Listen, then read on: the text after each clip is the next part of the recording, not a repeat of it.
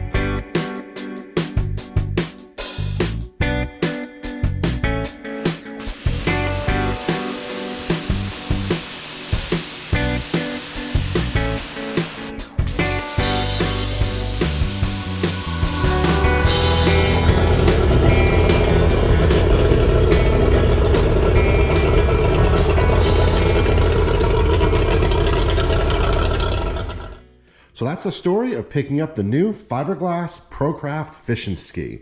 I am super excited to dig into this boat. I've got a lot of great ideas for it and a ton of maintenance that needs to get completed. I've never had a fiberglass boat before, so this is going to be a totally new experience. I'm really excited to dig into it, a little apprehensive, but I really hope that I'm able to do the things I'm looking to do. As I'm recording this, a lot has already been completed, but I am really excited to show you guys the progress it took to get to this point and everything I've got planned for it still.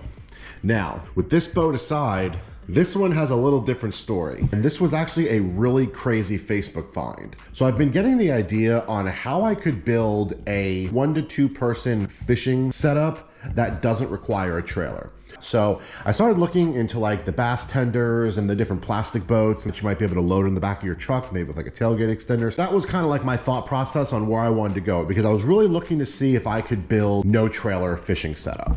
So I started looking into the different options, and then I kind of stumbled on some videos about these inflatable boats.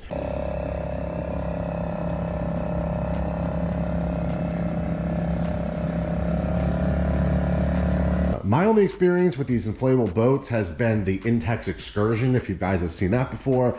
It was terrible, it was super unstable, and I would never do anything like that again. Then I started seeing some videos on these PVC dinghy boats and seeing how they work really good in rough water. They're actually very stable. They're easy to deflate and inflate as needed. You can roll it up basically and throw it in your car.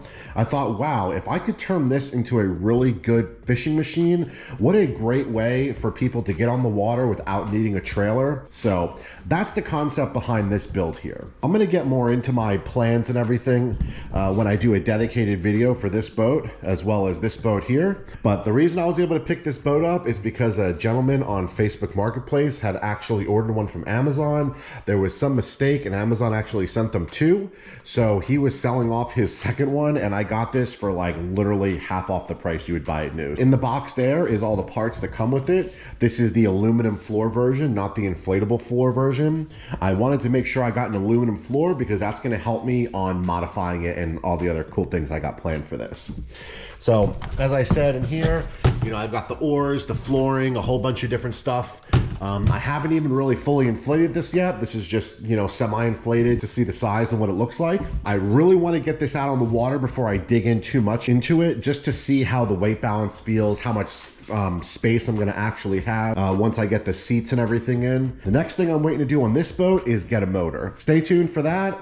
In about a week, I'll have some information on the motor for this boat. That's where we're at with the inflatable. So these are the two new boat projects. My ultimate goals are going to be making a killer fishing ski, restoring this fiberglass boat and making it as best as I can, modern upgrades to the electronics, all the goodies with that.